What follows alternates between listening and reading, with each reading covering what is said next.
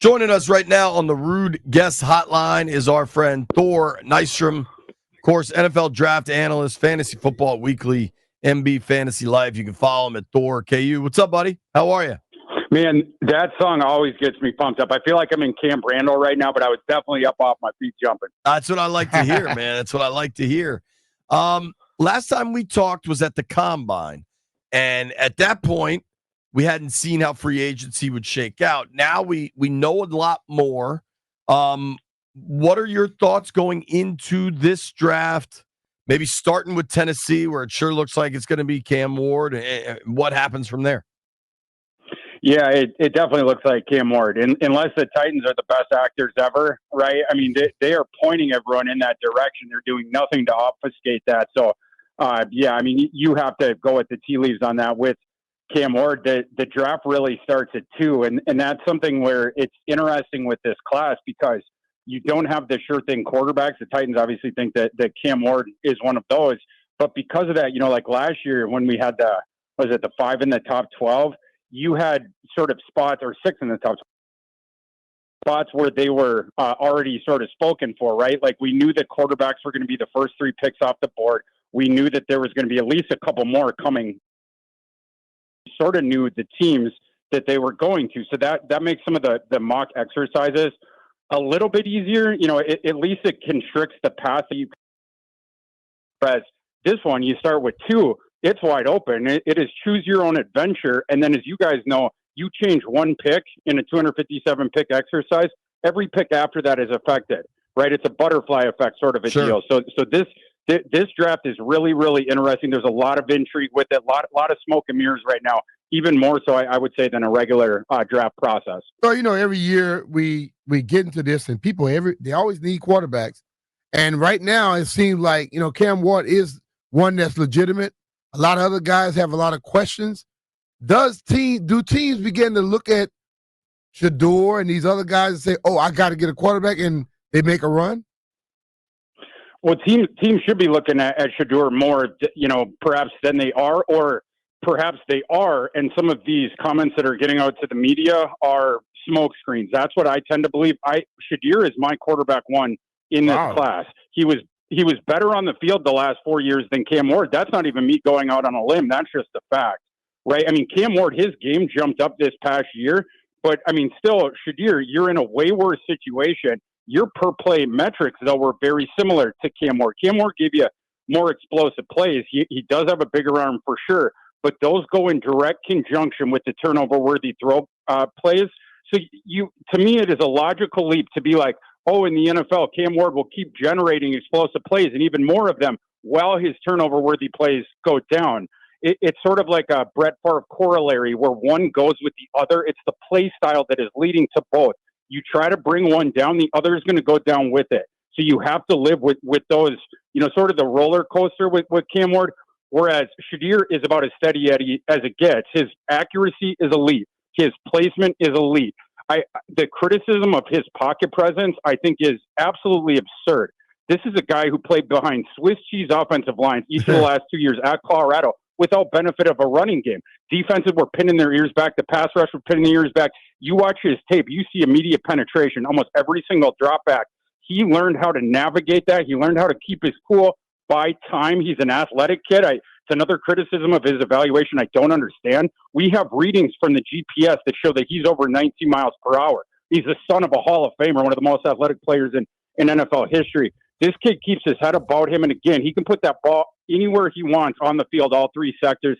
Shedeur Sanders is my guy. So I'm asking this question, that, okay? Man. Stand on your own 2 feet. You say he's the son of a Hall of Famer, and I would ask this question. How much is that helping and hurting him? Great question. In terms of the perception heading in, definitely that is leading to some of this chatter, I think. And I do think that there is some trepidation with coaching staffs. I just think that the way it's being depicted to the public has been inverted. Mm-hmm. I think the nervousness from coaching staffs, it doesn't have to do with, Shedeur, when he was in the meeting, he said this thing wrong or that thing wrong. Like you talk with people that have met Shedeur, privately, almost all of them are like, he's one of the more respectful kids, one of the more self-aware kids, and Bobby, you'd hear, oh, Shedeur was the one guy that we had this process that was shaking the hand of all the cameramen and all the people like behind the scenes, all this sort of stuff. I think the reason that NFL coaches are a little bit trepidatious, if they indeed are, about Shedeur, it's the idea that his father could replace them next year, right? Like, let's say that you're Cleveland, right? And you're Stefanski and you're Barry. You are on the hottest of seats. If you take Shedeur Sanders and you start 1-5 next year, what do you think the media is going to be saying in Cleveland? It's going to be Shedeur going forward. We need to get Deion Sanders. We need to bring in his father, turn this ship around. I think that's why coaches are trepidatious. They need that decision taken away from them and brought up to the front office and the scouts and the evaluators. But yeah, I think that's why coaches are a little bit skittish.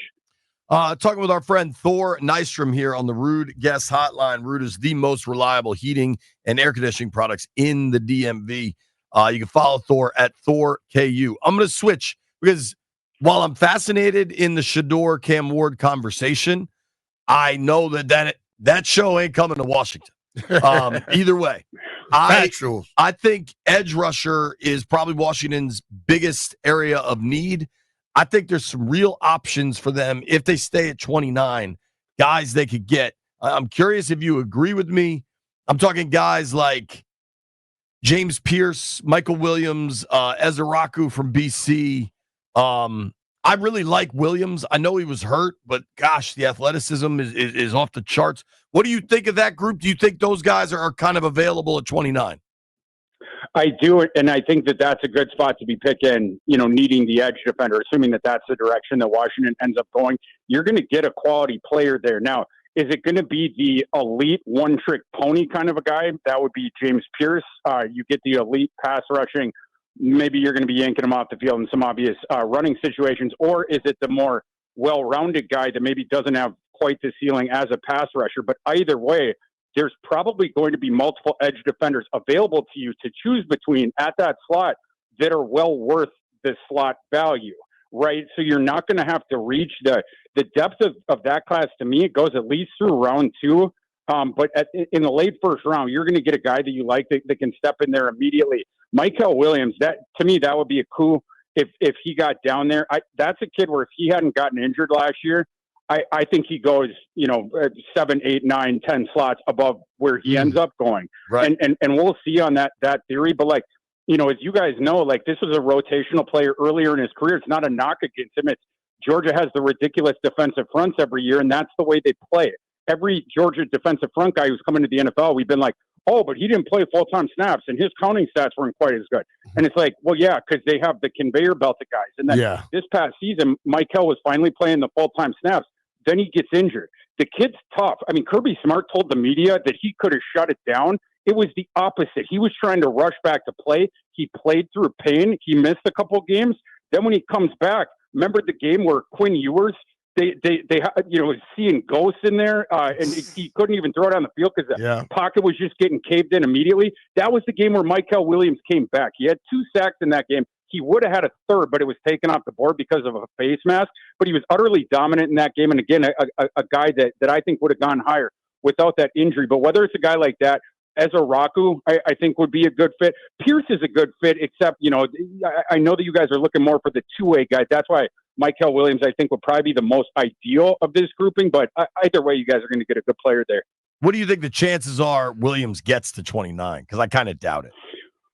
I would put it at 18.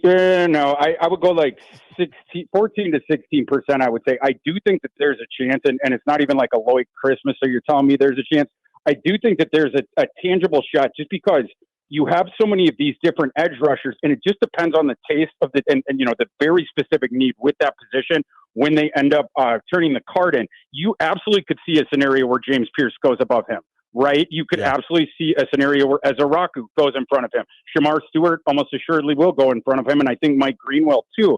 So all he needs to do is lose a couple tiebreakers to the more pure pass rushing edges, and that's what would open up the scenario that he falls through the wickets. Thor, I know how much work you do leading into the draft. What do you think the chances are Washington moves out of 29 to get more picks? I think it's a possibility, but man, with how well y'all did last year in the draft process, and I'm talking all the way through to UDFA.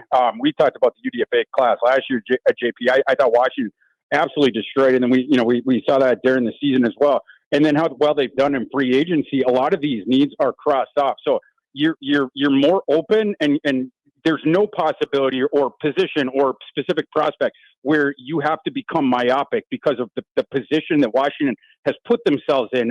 That enormous amount of talent. I mean, just think of a year ago now and the change with all that different stuff. It certainly is a possibility, and I think you'll have options as well, right? Like, let's say the third quarterback isn't off the board at that point. You have Jackson Dart, or there's even been whispers about Milroe. Some teams are interested in Milroe. But you could have the thing with the team trading up from the top of the second, in order to grab that guy. Offensive tackles are another position where, because of a couple of those guys with injuries, you might see a dude start to fall. That could incentivize a team to move, for instance, New England. If they don't take an offensive lineman with the fourth pick, let's say they take Abdul Carter there, or Travis Hunter, you desperately need the day one starting offensive lineman because they still have the Swiss cheese offensive line. If you see a guy like Josh Simmons fall down there, or Josh Connerly fall down there, I think that's where, potentially they would be like, all right, we have to hop this and take care of this right now, as opposed to waiting for tomorrow. And then other teams overnight could hop us in a trade to the top of the second. I think that's what would open it up. But probably what will inform that decision is what specific edge rushers are there when Washington gets on the clock. Sure. It's all right. Let's see how much we can get if we move back. If not, is our guy here? You know what I mean? There you go.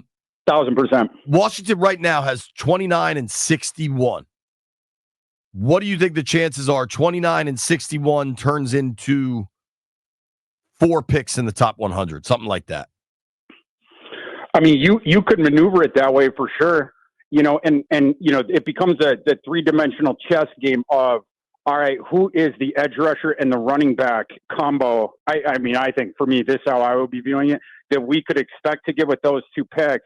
But then if we break it down, right, we trade the $2 for the 8 quarters, or, however you want to do that metaphor, or I guess $4.50 we could do in this case. Then what would, what could we be expected to get? But I think that's what it's going to become.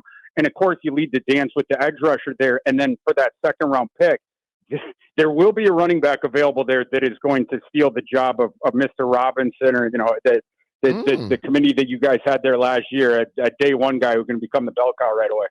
Wow. Who are some of those backs you like? I know there's a bunch of them. I know you like the Iowa kid.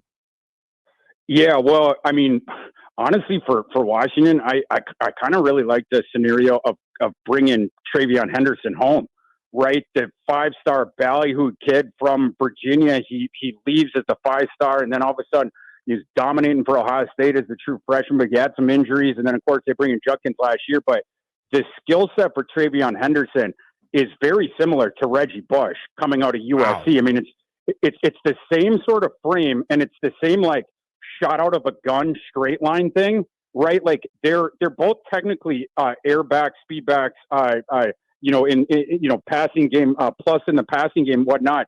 But neither of those guys danced a bunch. It was just, they had that NOS button like Dominic Toretto from Too Fast, Too Furious. Right. And now you're out of there. Travion Henderson also has a physical bent to his game. He loves scrapping. The pass pro, he throws the body around. Ohio State did runs with the quarterback. They'd fake it one way. Then they would send Howard around the other way, following Travion Henderson, who inevitably would knock the block off of an unsuspecting linebacker as the lead blocker. I think he would bring a lot. And that would still, if you get Travion, that would still allow Robinson to have some sort of usage. Because the one thing I'll say for Travion, he probably should have another do with him just doing the meat and potato stuff. That's more to save him from himself. Because the game that he plays, you are always hurtling down the field at high speeds, getting into these big-time collisions. That's where we saw the injuries, the second year and the third year. Judkins comes in the fourth year, took away some of that, the unnecessary damage that he was taking on some of those things. And he was healthy. Travion Henderson was all 16 games during their national title run. Wow. There you have it. Awesome stuff. Appreciate Thor, it. we really appreciate you, bro. Always good talking to you, boys. We appreciate it. Maybe we'll do one more before the draft week. Okay, you pencil us in. All right, that was a yes. That was a non-compliant yes. Thor is great, man. Give him a follow at ThorKU. Travion Henderson, very interesting.